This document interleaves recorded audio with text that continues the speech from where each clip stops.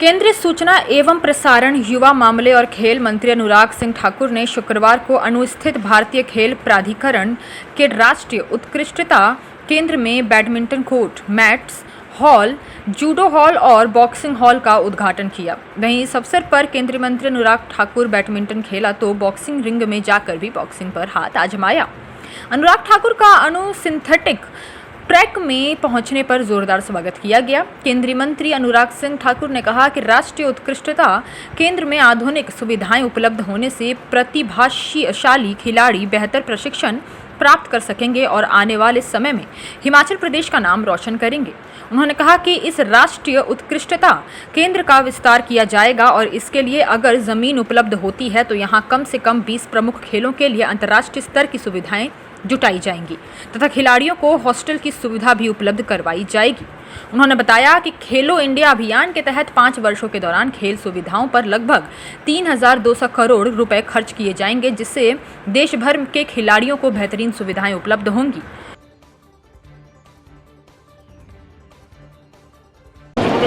Sports authority of India के national centre of excellence Hamirpur में आज इंडोर स्टेडियम का उद्घाटन किया गया, जहां पर सुविधाएं बैडमिंटन कोर्ट की हो, रेसलिंग की हो, जूडो की हो, बॉक्सिंग की हो, अन्य गेम्स के लिए वो सुविधाएं और कोर्ट्स बनाकर तैयार किए गए।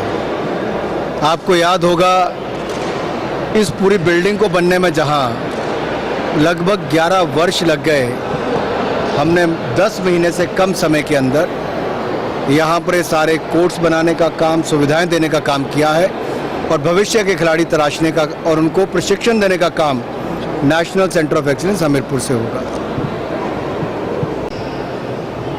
ममता बनर्जी जी की सरकार भ्रष्टाचार में डूबी हुई है। बच्चों के मिड डे मील में भी जो सरकार हेराफेरी करे, भ्रष्टाचार करे, जनता को मिलने वाले पानी में भी जो पैसा ढूंढने का काम करे और फर्जीवाड़ा नंबर्स में दिखाकर करोड़ों रुपए का घोटाला हो, अनाज जो गरीबों के लिए आया था उसमें भी एक नहीं अनेक उदाहरण हेराफेरी के ममता जी की सरकार के आए। बच्चों को नौकरियां देनी तो दूर, भ्रष्टाचार में संलिप्त करोड़ों रुपए उनके मंत्री से पकड़े गए। ममता जी का चेहरा बेनकाब हो चुका है। ये तुष्टीकरण की राजनीति करती हैं और इनकी सरकार भ्रष्टाचार में डूबी हुई है।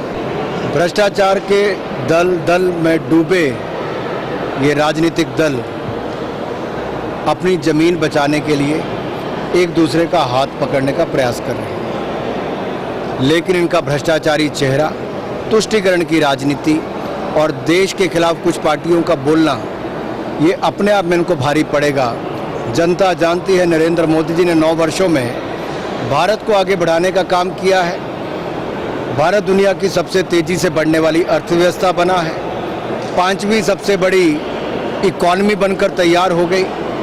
PLI स्कीम में मोबाइल के जो आंकड़े सामने आए हैं वो अपने आप इतना सफल हुआ है कि रिकॉर्ड एक्सपोर्ट मोबाइल का और मैन्युफैक्चरिंग हुई है।